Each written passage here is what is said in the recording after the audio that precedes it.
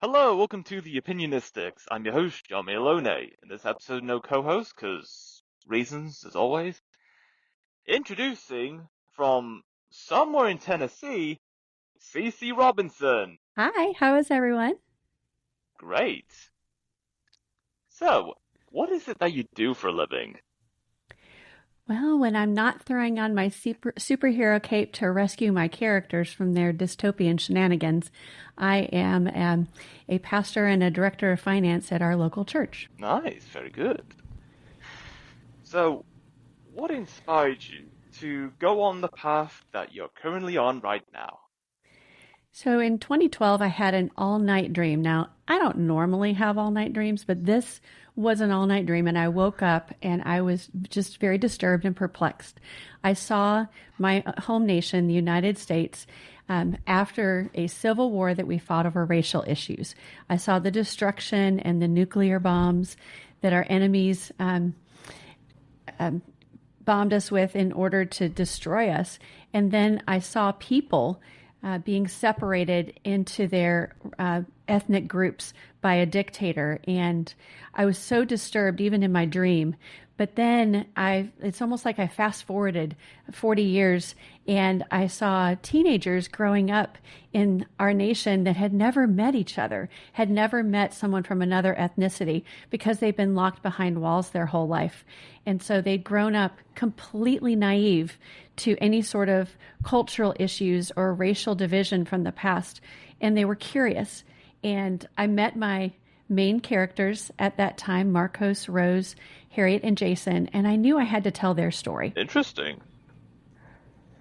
And is there any jobs or opportunities you haven't done yet that you would like to do someday? Peter, I feel like I'm a jack of all trades. I've been a ski instructor, a barista. I worked at a bank for a while as a loan officer. I've been a doctor and a nonprofit leader and now a pastor, and I'm back in finance and an author. I feel like author is like my highest and best goal at this point because it weaves together all those different skill sets. Fair enough, fair enough. So, what is it in the book you have released or about to release? What are the main themes or discussion points to look at? I would say the main themes are, if you want to go with trope language, probably found family. And Marcos, Rose, Harriet, and Jason all get to meet each other and are connected through an underground resistance movement. So there's also, resistance against oppression, an oppressive regime, obviously. And they work together. And so the idea of forming community toward a common goal and working toward that goal, even if it seems like it's impossible. And so survival against impossible odds, courage in the face of oppression, hope even through difficult circumstances. Those are the themes that I work with. Nice, nice. If you were given 500 acres of land, what would you use that land for? Well, at heart, I'm also a gardener. And one of the things in Divided that I put in there on purpose is when kids grow up outside of the context of rural areas, when they're in the inner city, when they're confined behind walls, even if they're virtual walls or theoretical walls, they don't know where their food comes from. And one of the biggest aha moments for me was these kids will have just been, going to the depot to get their rations or market to buy whatever and have no idea what does land actually look like? And so I think there's a lot of kids even now growing up in the United States who have no idea where their food comes from. So if someone were to give me 500 acres, I'd probably find a nonprofit to partner with, and we would turn it into a sustainable farm that would bring school kids out, like elementary school kids out, and show them how food is grown, what goes into making their what they would normally pick up in the grocery store. And I think that would be really fun, and maybe it would be a little hands-on too. They'd be able to get their hands dirty only if they wanted to. But I think it's good to have that kind of things available for kids to learn about. True, so true. What is the largest thing you have ever seen? I think the Burj in Dubai. visited Dubai over 10 years ago, and it was just awe-inspiring and a little frightening at the top because you look down and you get this kind of vertigo feeling as you're looking down because even though you're standing on solid ground, it feels like you're not, like you're actually in the air. So I think that was probably the biggest thing I've ever seen. Cool, cool. Have you met anyone famous? I have, actually. When we lived in Franklin, Tennessee, there were stars all the time. Franklin and is that right outside Nashville? And I call Nashville kind of Mississippi meets LA. And Nicole Kidman walked into the coffee shop I was in one day and started talking and just gushed over my then baby, who is now 18 years old. Just loved her top knot and everything about her. And I was just like, don't react, don't react, don't react. That's what I just kept telling myself. Don't react. Treat her like a normal person. And so it was kind of cool, though. Cool, cool. If your mind was an island, what would it look like? That's a really scary question because there's a lot of like crazy ideas that live in my mind. I feel like it would be a little hectic. Like you would have, the vibey coffee shop on one side and then, people playing beach volleyball on another and maybe a ski slope on another. It would just kind of be this random collection of things and stories constantly being told. There would be some way of broadcasting stories just midair without a screen, without anything going on. And you could just watch if you wanted or just ignore it if you wanted to do that. So I have a feeling that if you looked inside my mind, it would be pretty crazy. Yeah, of course. What kind of music do you often listen to? I listen to whatever my kids are listening to, which right now is a super eclectic mix. My son is into rap. And so I think I've heard every Kendrick and Drake back and forth diss that they've done lately. And my oldest daughter is really into a wide variety. Actually, she loves 5 Seconds of Summer, Five Sauce. And then she also loves more, I would say more punk or indie. And then my youngest listens to everything from heavy metal to bluegrass. And so it's a really eclectic mix. Nice. I have a diverse taste in music too. I love that. If you could live anywhere in the world, where would it be? Yeah, that's a very interesting question. Right now I'm living in Cincinnati, Ohio, and my husband and I were talking about retirement someday, and I can't even envision living anywhere else. And maybe it's because it's not the time to do that, but I just really love Cincinnati. It's this hidden gem in the Midwest. It has a little bit of everything. You have arts, music, entertainment. You have some great sports teams. There's wonderful food scene, some amazing coffee shops. It's got a little bit of everything, so I'm perfectly content here. Would you ever try space tourism? I think I would, only because I'm a bit of an adrenaline junkie, and I wouldn't be afraid of the heights. But I don't know that I could justify spending that much money on that. If it were like a regular price point, like going to an amusement park, perhaps. Yeah, good point. It's in its infancy, so a few decades down the line, maybe it'll come. Maybe we'll all be living on the moon by then. Who knows? Or Mars. Or Mars. What was the last book you've read? I absolutely devoured Kyla Stone's series, and the name of the series is escaping me. It's her most recent release. I think The Light We Lost is what it's called, and it's a blend of, it's post-apocalyptic in genre, but it's a blend of mystery, serial killer hunt, gang violence and warfare, and oppressive regimes with the post-apocalyptic setting. And so it was a really great genre blend, and I think I finished 4 books in 6 days. It was ridiculous. Yeah, I can see it right now. If you could travel back in time, what decade would you want to live in? I think I want to go to ancient Rome. Perhaps about the time that Jesus was living in 0 to 30 AD. I love studying the Roman Empire, and it's not just cliche. I actually have read some major books about it, and that time period fascinates me because I feel like most of the world was living in a dystopian regime, And yet the Roman Empire influenced our culture today almost as much as some of the others, like the Greeks.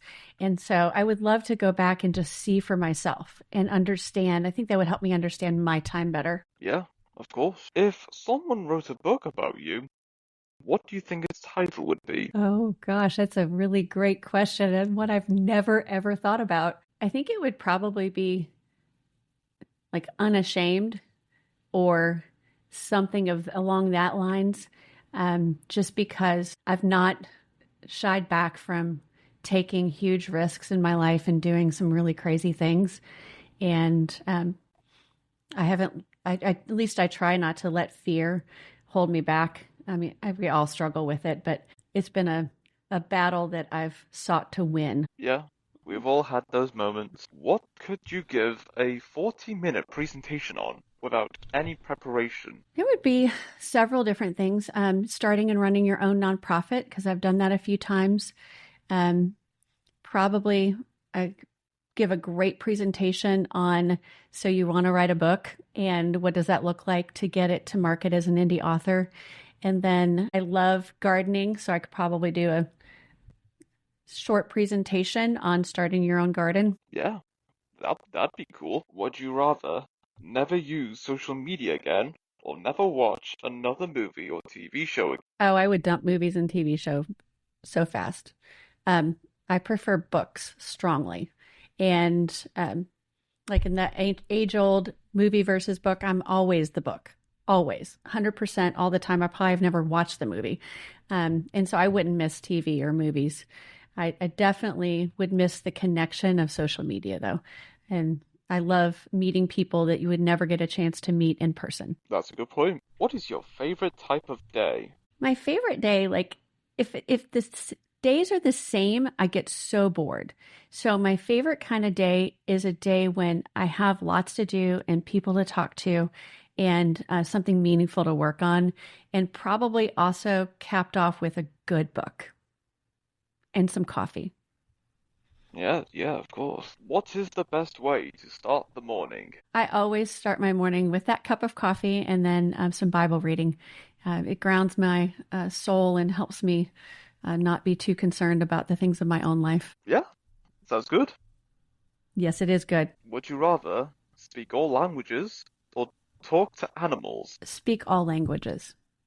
I already talk to animals. I'm convinced they understand, but I would really love to be able to talk with more people. Because I've traveled many places in the world, and it's one of the privileges that I've had in my life as a medical doctor working in post-Civil War situations. So I know like sprinkling of probably 15 languages, enough to get me into a whole lot of trouble. So it would be nice to be able to speak it. Yeah, I'd say the same. What is your favorite quote? I think I would have a couple, but one is an African proverb, many hands make light work. And it talks about the importance of working together in community. And I just think it's a beautiful picture of not being alone, not being on your own. And then another is from the Bible, I will never leave you or forsake you. And it gets to the same idea, but that God is with us, and I'm never alone. He's with me. Yes, he sure is. If you have to lose one of your senses, which would you choose to lose? Well, after the first time I had COVID, I lost my sense of taste, and I still managed to eat and be just fine. I wouldn't want to lose hearing because I love talking with people, and I wouldn't want to lose my sight or touch. And so I think smell or taste would be on the chopping block. Yes, I can see that. Kind of. But yeah, what is your favorite holiday tradition? I love Christmas. I am one of those people that if you let me, I will keep the Christmas tree up until July because I have a fake one. I'm allergic to real trees. I just love the family centeredness of it, all the baking that we do, and sitting around on Christmas morning and opening presents together and just laughing and spending time together. I love everything in it that comes with Christmas, all the traditions, the time with church family, the time with actual family, and even friends. it's just a really special time for me. Yes, it sure is. How did you spend your last birthday? My last birthday, so it is September 7th, and this birthday is that's my release date for Divided. But my last birthday was just spent with family. I don't think we literally did anything. I may not have even gotten out of my pajamas all day. Yep, I know that feeling. It was glorious. It sure is. Where was the furthest you traveled to from where you were originally from? I think that would, by plane hours, that would either be Mumbai, India, or Dubai in the UAE. Those are both really long flights, and they're on the other side of the world, both geographically and also culturally. They're very different places, and from each other, they're different. But I think one of those places would be the furthest I've ever traveled. Yeah, good point. What always makes you laugh? Stupid dad jokes. I love corny dad jokes. The cornier, the better. And I will laugh so hard I cry at them. It's so silly and so stupid because I could totally, the punchline, and it's just, I love them. Yep. The humor of finding out. Oh, I know. It's great. Yes. If you could erase one past experience, what would it be? Yeah, when I was about 3 years old, my parents were young parents, and my dad was in the backyard, and they were like gardening, and he wanted to compost leaves. And so he had this leaf pile, and they was trying to burn them, and he thought he would help it along by putting gas on it, a burning fire. And needless to say, he blew himself 30 feet in the air. And he survived, was fine, went to the hospital and all that. But my little 3-year-old self thought I lost my dad. I just saw my dad die. And it took me a while to realize that memory was still there. And my mom told me about the experience. I was just flabbergasted that my dad would do something like that. Like, Dad, how stupid. No, don't put gas on a fire. But obviously he survived. I survived. But it would be great to erase that trauma from him, his life, and from me as a little kid seeing that. Yeah, fair enough. I don't know. I don't know what to think of that. I now can laugh about it, but then, I was screaming. Yeah, of course. What items do you carry with you every day? So aside from medicine, because I do have I have asthma, but I always have lip balm. It's so stupid, but I always carry lip balm and typically Kleenexes. I'm ready. Cool.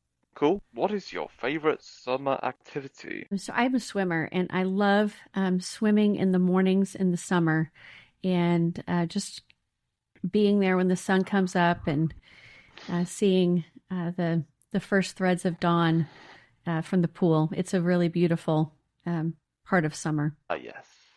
Those were the days. Have you heard of a drink called banana friche? I have not.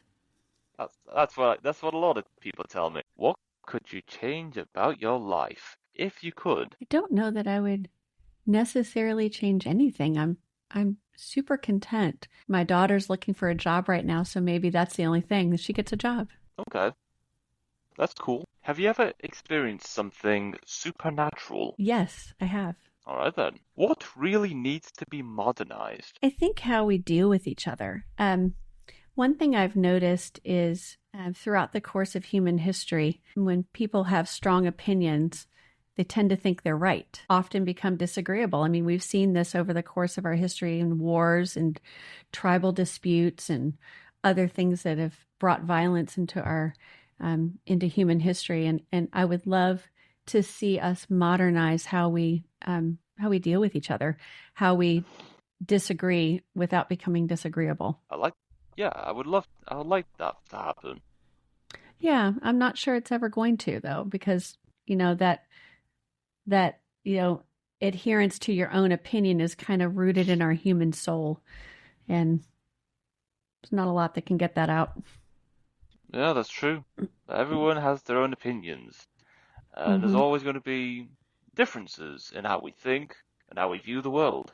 Mm-hmm. But of course, there's always going to be a common interest that will unite us at some point.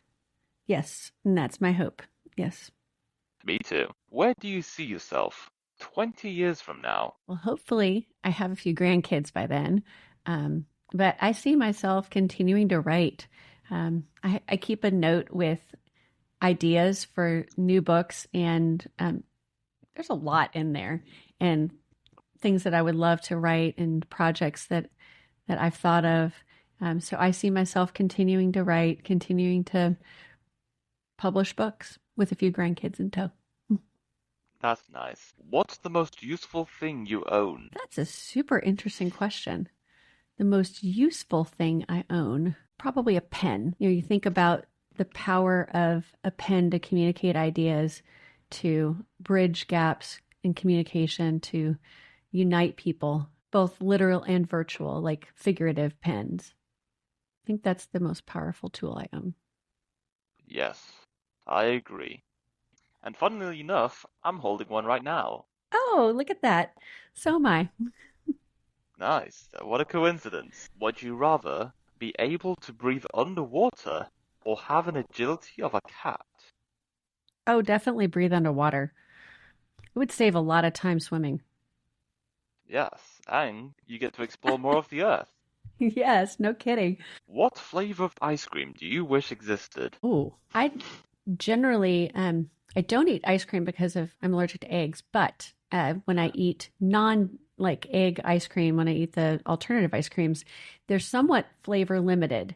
And there is a flavor from a local Cincinnati store called Grater's that I adore. It's called Black Raspberry Chip, and it's got these like huge chocolate chunks in it. And it's so wonderful, but it only comes in ice cream that has eggs in it. I would love to see that in a non-egg containing. Yes, that would be great. If you had a song for every time you enter the room, what song would that be? I love Imagine Dragons, so it would be one of theirs, probably Natural. Cool. What fantasy universe would you like to live your life in? Well, you know the classic epic fantasy Wheel of Time. I think I've read it 4 times. I'd be at some levels I would be terrified to live there because of all of the evilness that is there, but I would love to be part of that story. If I could be an extra in the cast, that's it. Cool, cool. Would you rather never age physically or never age mentally? Oh, mentally for sure. I literally don't care. I have a few gray hairs, some wrinkles, and I will be one of those who just I go gray naturally, and I don't really care about the wrinkles, but to have that mental acuity is so important, and to be able to continue to write, to continue to be sharp with my kids and hopefully grandkids in the future, mentally, that would be a gift. Yes, absolutely. And of course, fantastic. Yeah. What's the most unique shop or restaurant you've been in? So we have a Japanese restaurant here in Cincinnati where the waiters are robots. The first time we went there, I was just so amazed. And I think we took like 80 pictures. But to have, we had a human robot first that came and took your initial drink order. But then when you placed your food order, it was on an iPad. And so then a robot delivered it to you. And I think that was really unique. Being a science fiction writer, I just adored it. And I loved the experience. Yeah, that sounds pretty cool. It was really good food too. Oh, okay. I have to try it out sometime. Come on to Cincinnati and I'll take you there, Peter. Alright, sounds good. What song is 10 out of 10, yet hardly anyone has heard of it? I think there's a song by Sleeping at Last from his Enneagram album called 8. The first time I heard that song, I just cried. And on the Enneagram, I am an 8. And so that's probably my 10 out of 10. And most people have never heard it. Good point, yes. And that is all we have for this episode. It's great having you on, Cece. Talking about your works as an author, the books you've written, and everything else you've been on so far. It's been great. Thank you so much, Peter. It's been great to be with you as well. You're welcome. And until next time, stay opinionated.